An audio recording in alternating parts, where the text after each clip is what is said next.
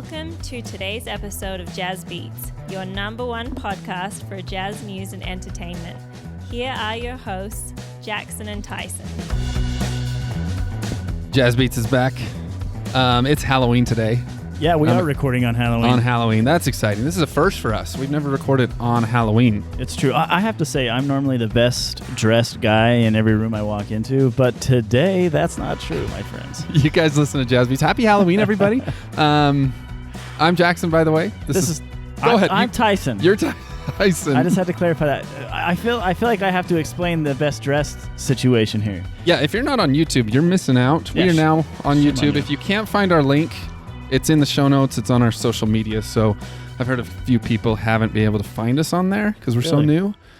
Yeah, I heard that from one person, but they're 75 years old, so I figured that was the problem. But hey, whatever our what is the word? Demographic? Yeah, is, then I'm good for it. Yeah, so if you are watching the video, though, we have Jackson in the John Stockton vintage retro throwback. It's not quite vintage enough. Really? Because of the shorts. Oh, because really it's current length. Right. Yeah. John Stockton. You can't order like extra small shorts without your voice going up a few octaves. Yeah, so you can't do that anymore. It's weird. Yeah. To each their own. Thank you for tuning in, everybody. If you're on YouTube, how are you doing? It's good to have a few viewers on there as well. Anything else before we dive in? No. Shame on the Nuggets for losing to the Lakers. I mean, I know that a lot of Jazz fans were hoping we'd go 82-0 until we lost our first game, and I think the entire league was hoping that the Lakers would go 0-82. Exactly. Which would have been amazing. Where does that put Utah, where we lost to the Nuggets and the Nuggets lost to the Lakers? Well, we're awash with the Lakers, right? Okay. I mean, so it's neither here nor there, but shame on the Lakers. If you didn't know, if you aren't caught up on your Jazz Beats modern history, Tyson and I went to the game in Denver on Friday night. That's right. And I want to talk about our experience there. So today's show is going to be a little bit different. We're going to talk all about our experience at that game and why it was so special. Right. It's funny how compared to the Utah arena, the Denver's arena is cheap. As far as tickets go. Affordability, yeah, yes, sure. That's the better word. Your dollar goes a long way. That's a better word. So Tyson and I were able to score some sweet tickets. I don't think, unless you were on the payroll for Utah, you could not sit any closer to the players as we were. We were within arm's reach of the coaching staff. Yeah. So they have the main bench players and the special coaches. Right. And then right behind them is the rest of the staff, which is surprisingly pretty large. Right. And if you don't know what all these coaches do, you're going to find out on this episode because we were watching them just as much as the game. And then us. And at one point, Jackson was leaning over giving Beasley a back massage, just rubbing his shoulders a little bit like, you got this for the third quarter, baby. Let's go. That's not true, but I'm sure he would take it because Beasley was awesome at the game. He is a fun guy. He is a cool dude. So we're going to talk about our experience sitting front row and being pretty much in the huddles at timeouts. Absolutely, yeah. And all sorts of stuff like that. Overall feel of Denver, of the fans. This is the first road game I've ever been to, which was exciting. Yeah. It was not quite what I expected to experience as far as that goes, but what was your thoughts about being in Denver, being in Ball Arena? It was fun. We got to walk in a tunnel just like the players would have onto the court. The staff were incredibly kind. I mean, agreed. They did everything they could to help us bend the rules to get where we wanted to be for player contact. Even with our Jazz gear on. Oh, 100%. They were cool. Yeah. The arena itself, not much bigger, maybe even a little smaller than the Vivint Arena. I'm not sure on the capacity there. But I would say that the fans overall were pretty open to having and they were good hosts, I would say. I didn't have any conflicts. Which is why I was surprised. Because I see visiting fans in Utah, and they're probably not having a great time. Right. If they're not okay with being like heckled and stuff. So we didn't get a lot of that. We didn't get a lot of Denver fans. There was a little trash talk in third quarter by towards another Jazz fan, which we were sitting by. But really very brief. Yeah, very brief, very short. But even standing in line, to get into the arena, they started the conversation with us. I got to say, Denver Nugget fans, they're all right with me. They're good people. Yeah. And I think part of it, and one of the fans actually claimed this, was it's a Broncos community. First and foremost, Right. Denver And the Broncos. They've got football, baseball, and basketball. And hockey. They've got the Avalanche there too. Right. And they said Nuggets are kind of second tier team as far as to Denver fans. So where in Utah, we just got the one, right? So we got this Real Salt Lake. Sorry. We got soccer. Sorry, who? Yeah, so we just got the one. Soccer fans, I apologize. No need to apologize. There's like 18. They're not listening to this. They're not right listening. now. What were your thoughts? Overall, the arena, the atmosphere. Cool. I had a great chicken tender basket. Right. Yeah. At halftime. It was fantastic. It was another arena. It wasn't special one way or the other. We did have something different on our seats. We did have our own server. So was fun. This guy would come up and he just introduced himself. So like, if you want anything, there's a QR code here on your seat. You just scan that, tell me what you want, and I'll bring it to you. And that's it. We paid for it, of course, but we did try it. And I'm telling you, within 45 seconds, my order was. I could see the guy coming around with my order, and it was. I was in shock. I was like, no way someone else just ordered the exact same thing as I did with M&Ms or Skittles, but it was mine. It's crazy. Yeah, Tyson ordered and put his phone down, maybe stood up and clapped, and then here comes Mike, who was our server, with his tray, just beaming smile. He was a good dude. He was, and it was awesome. So Yeah. that was cool. The arena was cool. The seats were amazing. Seats were amazing. It was worth it. It was really sweet. If you didn't see our Instagram story, we asked a few of you what you would want to know from our experience, and so this is one of our replies. Is all right, let's get to it. What was the talk like between players? Like, we got a little bit of that interactions with player to player stuff. For sure. Do you remember anything specific that you noticed that stood out? I'm going to jump straight to Alexander Walker. And I'm not sure. We haven't discussed all these. No, these but points that was of one I was discussion. thinking of specifically. He has, and Potter, who hasn't played a lot of time on the court, he did actually play in that Nuggets game. Their communication and IQ as far as what coach wants to happen and what the players are supposed to be doing in their roles on the court is incredibly high. And I was very impressed with, even when Alexander Walker wasn't putting minutes on the court, he was impacting the game by the discussions on the sidelines. Super impressed with him. And even to the point, I mean, Mike Conley's a pretty seasoned guy. For sure. He knows a lot about the game, but Alexander Walker was giving him pointers. Right. He hadn't gotten in at the time, and he was like, you could tell he was pointing at stuff and talking to Mike, and they were interacting, and there was a lot of that between a lot of the players. I hate to contrast, but can you imagine Alexander Walker giving advice to Russell Westbrook? Like he wouldn't even have an earful of what he had to. He wouldn't take any advice from anyone of that caliber. But Mike, all about it, right? Like, oh yeah, there's no ego. There's, you saw something I didn't see. Here's what I saw. Let's figure out the best way to operate as a team. A true student of the game. For sure. For longevity. Yeah. I did notice some frustration from a few guys when they were coming out.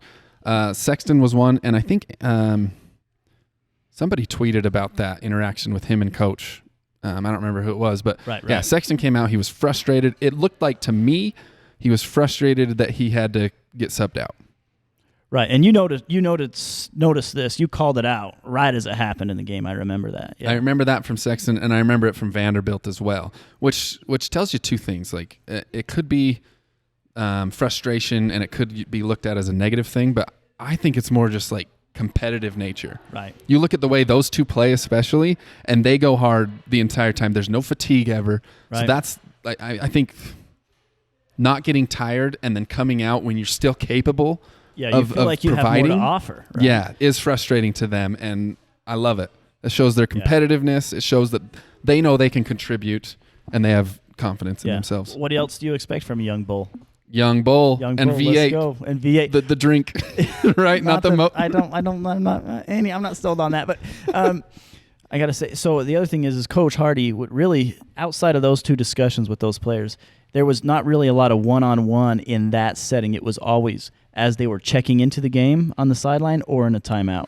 He didn't have to go and address other players, but those two, they had some frustrations and some opinions they wanted to talk about. So that was an out of the ordinary situation, I feel like. Yeah. And the fact that we were losing doesn't help towards frustration in general. Yeah. There was one player in particular, even though we were losing, and you probably know who I'm talking about, seemed to be incredibly positive, incredibly supportive, and just the type of guy you want in your corner. You know who I'm thinking about? Beasley? That's it. Yeah. That's the guy. I mean, what a fun dude to be around. If you guys haven't picked up on his energy, it's incredible. He's kind of goofy too. Like For sure. You've seen him shimmy. Oh, yeah. After he makes a big shot. Will you show us? We have viewers now. Will you show him the shimmy? I can't. No, I'm frozen. I'm panicking right now. Malik Beasley, that's his personality, is what I learned on Friday night. Yeah. Is he was all smiles all the time, talking everybody's ear off, whether he was in the game, out of the game, before the game, after the game. He was just straight positive energy. For sure. And the shimmy is him. Like, that's nothing new. That's it. That's it. Okay. Reminds me of that Shaq meme or GIF. Oh yeah. Where he just like shimmies. It's like for a cat litter commercial or something, I think. I don't know. What a sellout, Shaq. Yeah, he was fantastic. Any other player insights that stood out from that game? It's just interesting to see. I mean, you noticed some of the players that had to have a little bit of extra help when they're drawing up plans, and we'll talk about that probably. Who was that guy? Udoka? Yeah.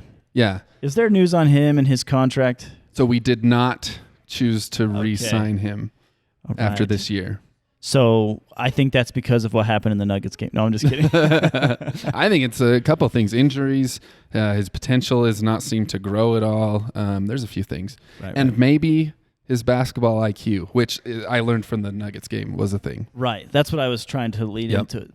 Try to get us there. But. So let's get into the coaches a little bit and timeouts and that dynamic. Okay, so mind you, just so you guys know, when they're huddling up, we can lean over and hear the entire conversation. We can see the clipboard and see the interaction between players to players and players to coach of this. Like, it's an incredible viewpoint. I actually got a little too close once. I actually stepped off our little platform there and started leaning over the back row coaches to get in on that. And one of the ushers Gotcha. Yeah, pushed me back. That was no fun. Was it the lady? It was the lady. It wasn't Mike. Mike was great. Mike, you're the man. Yeah, timeouts were awesome. That was probably my favorite part of the game. So we talked about the structure of his timeout. It seems like he calls a timeout, like, for instance, let's say it's a 60-second timeout. It seems like he allows the players to congregate and to discuss, and then he groups together his coaches, his main coaches, and they do a little bit of discussion. Out on the floor, away from each other. So they're not correlated really at all. They're just each gathering their own bits of information. And then halfway through, 30 seconds is up. He's like, okay, let's get together and bring in everybody's insight. And then he takes charge at that point. Yeah. And I think that's how Quinn did it as well. And maybe that's an NBA coach thing. Really? I don't really watch anyone else except our guys in that situation. But what surprised me about Hardy was how simple his play draws were. Right. Like, it wasn't complicated. It wasn't this Quinn Snyder's scheme and offense and rotation of guys and everything. It was very simple, everything he drew up. Right. So every time out, it seemed like, except maybe one or two, he drew a play, took no time at all, drew it, knew exactly where everybody was, knew exactly who was in the game, wrote all their initials. He was very on top of it. Right. Drew a play, and then after the play, everyone nods, and then he just talked about one thing that was going on. We got to pick up the pace. Right. We can't play their game. Right. We heard that a lot. Yeah. We heard this is a long game in the first half. Just like one thing to motivate the rest of them. Yeah, one thing to dial in, as well as was the play, it seemed to me like it was, this is the inbound play, or this is the first run, this is the play we're going to run when we get in. And then this is the part of the game that you guys need to adjust. Yep. Those two things. That was it. Sometimes three, maybe, max. So very simple. Very simple. Most of the plays drawn, it had two guys in the corners, which the corner three is one of the most admired or desired spots in the game these days. Two guys in the corners, and then he ran some sort of pick and roll action with the others. And that was it. It was just another way to get into what he called his drive and kick offense. Right. And when you have Olynyk and Markkanen who can spread the court as bigs and have them in the corner three and actually have them as a good shooter, right, as a potential make in that corner, the spacing that allows for the Jazz is pretty unique, I would say. And there was one interaction with Coach Hardy and I want to say Olynyk. It was either Olynyk or Markkanen. And he said it wasn't in a timeout. It was in the middle of the game. He was on the bench, and he said, pick and pop. No more rolls. No more rolling. Yeah, less roll, more pop. Yeah, that's what it was. That's what he said. Yeah. So to provide that spacing, I think, for our ball handlers. So it was cool. Super interesting. It was cool. Will Hardy also very cool, calm, and collected. I haven't seen him get too aggressive with a referee yet, but I did see him defend our players a little bit on some missed calls. But overall, I mean, just standout guy. I think they all respect him really well. For sure. In what short time they've had with him. The one that we talked about before with Udoka, the plays being so simple and our guys being very intelligent and engaged, there was never any question of what their job was. For sure. Okay, so the whole game, he'd draw a play, he'd do it super fast. It was on the simple side, but it was fast, erase it, talk about something else. No question. Everyone ran it flawlessly. Everyone was in the perfect spot, perfect cut. And then our bench unit came in towards the end of the game, our garbage minutes. And the only player I saw that struggled with a play was Udoka. Right. And after he drew the play, I saw him reach over and point at the clipboard and kind of pointing about where I need to go or whatever. So him and Hardy kind of had a one-on-one conversation that took away from the rest of the conversation to show him where he's going. I know it's his first game back after being injured, but I don't think that boded well for him. Plays are something you can learn without being on the court. Exactly. So that's something you can study and understand and get to know and be familiar with what roles and plays your coach has. I mean, so I see where you're coming from on that. It was noticeable. Yeah, it's twofold for me. It made me disappointed in him and this future of not signing him makes sense to me. Right. But also it's like the rest of the guys are spot on. And they're engaged and they are aware of everything they need to do on the court and they're wanting to provide and to be successful, which is way cool. Yeah. Even down to Micah Potter, the 10-day contract we have or the two-way contract.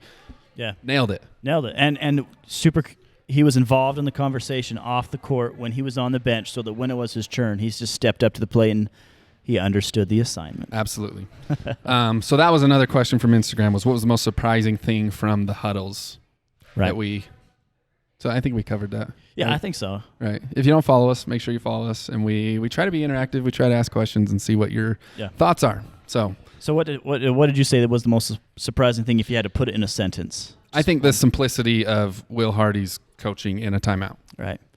Okay. I'm going to say the most surprising thing for me was the amount of intel between each break that was somehow put together and inserted in every one of those timeouts. I'm glad you brought that up. Okay. How many, if you had to guess, I didn't count them, how many guys were there on the coaching staff for the Jazz? Got to be a dozen or more. Yeah. That was surprising. Yeah. There's more coaches than players. Probably. No joke. That's that because there's got to be 3 or 4 on the front row, and there was easily 12 or more on the back. And they all had a role. I noticed. Yeah. A lot of young kids. Kids, 20-ish. Yeah, 20 in their mid-20s for sure. Yeah, that was really cool. So they were just always bringing over the stat sheet every 3 or 4 minutes within a quarter or a break or a whistle blow. They could see exactly who was rotating where and offense and defense. It's just incredible little bits of information that has to be dialed in on real time during the game. The one guy that had a cool job, he had his laptop there, and they were pretty cramped. They were shoulder to shoulder. He's sitting there in his chair with his laptop and trying to act it out. Sitting there with his laptop, you can tell he had video going up. He had kind of stats on his screen. And at one point, Hardy, it was in the first half, pointed at him specifically and said, and he was frustrated. We weren't playing well. Pointed at him and said, I want 5 instances of when we get to the paint, kick, and then don't touch the paint again that possession. Right. So we have 1 paint touch, kick, and then we just swing it around and work for 3s. I want 5 of those. Right. And then he said, I want to see both times we didn't box out on a free throw and gave up a rebound on a free throw. And I'm pretty sure that this kid was cutting up film for halftime. Right, to review. Live. He was cutting up film live and creating a little highlight reel or a low light reel, and so they could show him at halftime. I thought that was really cool, and I never thought that would be a position or a job. How's it going? I mean, considering everything that's going on in the game and all the data they have to internalize, to be able to have somebody who is making video cuts of specific plays, instances, or parts of the game that are breaking down, and then for them to be able to review it, show it to the players at halftime, or if there's something else that comes up between now and then, maybe it's a post-game review, but it's still something the coach is like, that needs to be checked on. I want it recorded and noted for me to come back to. It's just so cool. Everybody has so many roles. The other guy that I pointed out was almost like an officiator reviewer. Every time the whistle was blown or not blown, some of the coaches would be like, was that the right call? And he would say whether the referee actually had the right call or not, so that they could document whether, okay, we did do the play and it didn't work because there was the right call was blown or the wrong one was blown. And so just for them to internalize the 1% of every aspect of the game and know what's actually working and what they're getting calls on and what they're not getting calls on, I mean, every detail is put into place. Every little detail. I think when you get on that level, a detail this big matters. Right. You know? And I was complaining about a call, and then I heard the coach ask that guy, was that a foul? And he said, yeah. And I was like, okay. Because he probably watched it 3 times in those 5 seconds right after and, For sure. and figured it out. Yeah. It was cool. The other thing, Tyson had a great plan going into the game with, we wanted to get the most out of this game. It's probably a once-in-a-lifetime type of opportunity, sitting that close. And it did work out one time. Kind of. Yeah, kind of. Tyson bought a, what are those called? Polaroid cameras. Yeah. Old school. I'm too young for that. Get out of here. You're way older you guys than know I am. If you listen to Outkast, if you ever listen to Outkast, you shake it like a Polaroid picture. Okay. Right? That's where this comes from. It's those cameras. You take the picture, the film develops right there on the spot. You give it a light wave a little bit, or if you're like Jackson, you really get into it. And then the photo's developed right there. So it's like you get the picture at that moment instead of just on your phone. It was hard to get a hold of the players, but we did grab Thurl Bailey. Got a picture with him. I'm going to throw it up on the screen if I remember to. Shout out to Thurl Bailey. Thurl's the man, dude. So cool. Pre-game, he went to every play, like all the fans in Jazz clothes at the away game, and made sure to say hello and shake hands and introduce. Like, what a nice dude. Yeah, so we took the picture with him. He said, and I said, do you mind signing it on the spot? That was our plan, is to take a Polaroid, sign it. And he's like, yeah, give me a few minutes. I got to run to the bathroom, and I'll sign it when I get back when it's developed. Sure enough. Came right back to us, said, hey, where is it? Is it ready to go? Yeah. Signed it for us. It was awesome. Yeah, so we'll throw that picture up on the screen for you guys to see. It was fun. Do we know where that photo is right now? We don't. Okay. That was your... That's my... I don't know. Oh, good for me. I think it's in your car still. I hope so. Yeah, no, he was a way cool dude. And we were hoping to do that with all the players, but Thurl went the extra mile. So Absolutely. I don't care what Weston Southwick says about Thurl Bailey. He's a good guy. The game was amazing. It was a fun experience. I'm glad we went. Win, loss, draw. It was fun. Losing does suck, which should make you guys excited for our segment coming up after our sponsor break. It's Know It or Blow It. We got Know It or Blow It coming up soon after word from these sponsors. Stay tuned. You're not going to want to miss it. Everyone likes money. I take it. We saved a bunch of money by going to Denver. Yes, sir. With these cheap seats. And with the savings, I think we should put it into DraftKings. Let's do it. I'm all I have a problem. Let's do it. The NBA's back, obviously. And with that, DraftKings is an official sports betting partner of the NBA. And any $5 moneyline bet, you will get $200 free in more bets later on if your team wins. That's fantastic. Yeah, listen, everyone should check it out and boost their winnings to the 100% with DraftKings Stepped Up Same Game Parlay. So a parlay is when you have 2 bets or more involved in one amount. You know, you're betting that LeBron will lose and the Jazz will win on the same night, and then that just doubles, sometimes triples or more your winning money. It's awesome. So DraftKings has a sportsbook app that you can get on today. If that's not available in your state, I'm sure most of these are Utah listeners, not available for us, but you can get on the DraftKings daily fantasy app, and that's a lot of fun too. That's right. So if you don't already have the app, download the DraftKings Sportsbook app now. Use the promo TBPN. That's Tyson's Brown Pink Noodles. Make any $5 bet this week. Get $200 in free bets if your team wins. Only at DraftKings Sportsbook with the promo code TBPN. Which is what? Remind our listeners. This is going south so quick. Yes. Use that promo code, though, guys. That's how you get your $200 on your first $5 bet. Also, a big studio sponsor shout out to Fizz Drinks. We are here right now. Look at this establishment. It's amazing. They set this up for us every single time. The soda pops, everything here, the chonuts are good. And again, if you can't watch a Jazz game at your house or don't have a provider and you're near Richfield, this is the spot. This is where you come and watch all the Jazz games for the entire season. Or if you're just looking for something to do Monday afternoons, we are here most Mondays at noon to around 1 recording our podcast. Jackson will sign any memorabilia or document, anything you want. He'll give you his autograph. I'll sign Tyson's name, but I'll sign it.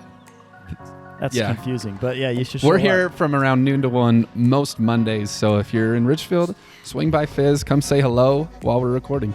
Yeah, that gives you lots of reasons to come down here. And remember, as we're coming into the cold season, Fizz has the best hot chocolate in town, so if you haven't had it, get down here, get some hot chocolate and a chonut. Those two together sound like a true delight, so hit that up, guys. Thank you to our sponsors. You guys are fantastic. It is time. What's it time for, Tyson? It's time for Know It or Blow It. Okay, we have a caller coming in here in a second. I guess we can describe the show when he's on. You good with that? Yeah, we better make sure he knows the rules, regulations, terms, and conditions. Okay, let me make a call. We're calling Colby today. Colby. Good luck to you, Colby. Hang on. Okay. Sounds like an android. It is. Such a strange What ringtone. up, dude? Do I have Colby on the phone? Yes, sir. Colby, it's Jackson and Tyson from Jazz Beats. How's it going, man? What's up, Jackson Tyson? How you doing? We're good. Hey, How about this jazz, baby? Yeah, let's go. if you're not familiar with the show, this segment's called Know It or Blow It. And the job for you, Colby, today is... Not to blow it. Not to blow it. Because you have two possible outcomes after your 3 trivia questions. You're either the greatest Jazz fan of all time for the week until the next guy comes on, or you're the worst of all time, which is very realistic in this scenario. Oh, to avoid embarrassment, I was gonna have my laptop next to me, but I'm driving to a lunch appointment now, so I can't even cheat. So this is gonna be a true test of my Jazz fandom, and Perfect. I only hope to impress. Perfect. I only hope to impress. I love it. So how this works, Colby, is when we're all done, you get to call out one of your fellow Jazz fans that you think can be on Know It or Blow It, and so then the train just keeps rolling from there. Okay, sounds good. Ready to rock. Are you ready to go? Oh, 100%. Here's a question, though. Do I get let's say there's a relatively high possibility that I missed the first question. Do I at least get to try and answer the other two, or am I just out? It's just over. So we try to ramp up the difficulty. Question 3 will be the hardest, and you have the capability to pass and come back to a question. So if you're not quite sure, maybe pass. We'll answer the other 2 questions, then you can come back to it later on. So yeah, you'll get a chance to answer all 3. Okay, great. Now I'm stressing. All right, let's get it. Okay, let's go with question number 1. Colby, who is the current oldest Utah Jazz player? That would be, I'm pretty sure it's Mike Conley. I was going to use his middle name, but I'm not sure what that is. Final But answer? I am pretty sure. Final answer, Colby? I'm just, hold on. Let me just think. He's so much doubt in people's minds. It's Mike Conley. It's got to be Mike. Regis Philbin has this down because that final answer saying just puts doubt in everyone's mind. You got it right, Colby. Good for you. Good for you. Okay, good. No Appreciate crowd it, in here Regis. cheering for you today, but Question number 2. Name all 3 of the television Utah Jazz broadcasters. Well, we've got, obviously, Big T. that's his legal name, got- yes. Paulie Rowe, Okay. who he's there half the time, right? Or maybe more than half. Okay. Of course, we've got the OG, Craig Bolerjack. And we're going to keep That's going. good It enough, sounds like, yeah, that's good. We got a few radio guys and some fill-ins, but yeah, you named all 3. Good for you, man. Well, good Okay, job. And okay, Craig Bolerjack, a good friend of ours, was a guest on our show. He was. I listened to that one. Last year. season. Last Just season. A solid dude. Good dude. So. Final question. You want me to say it? Yeah. It's I'm Halloween today, Colb. What are you dressing up as? That's not the question, You know, by the way. I think we have like these I think I'm Zeus and Lacey's going to be Athena. We already went to our Halloween party 2 days ago, but we might have to dress up anyway just to take a picture or something. We're those people. So Zeus I think that's what it's going to be. That's awesome. Anyway, okay. On that note, Jordan Clarkson dressed up as a well-known character this year. What yes, he did. is Jordan Clarkson being for Halloween this year? It sounds like you're pretty confident in this one. Yeah, so Jordan Clarkson is Eduardo Scissorhands for those that live in our Latin American speaking countries. But yeah, Edward Scissorhands. Yeah! Colby, 3 for 3. Let's go.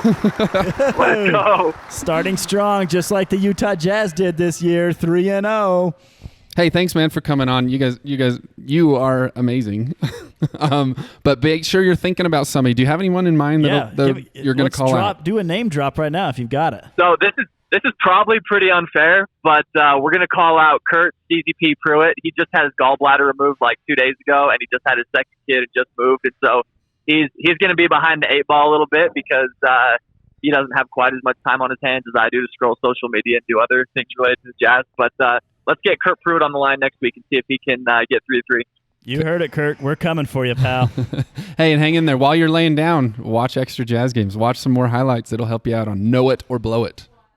That's it. That's right. Hey, thanks, Colby. Make sure you drive safe, get off the phone, and have fun being Zeus tonight, it sounds like. Oh, thanks, man. Appreciate it. Thanks, guys. Okay, Colby. See ya. Okay, later.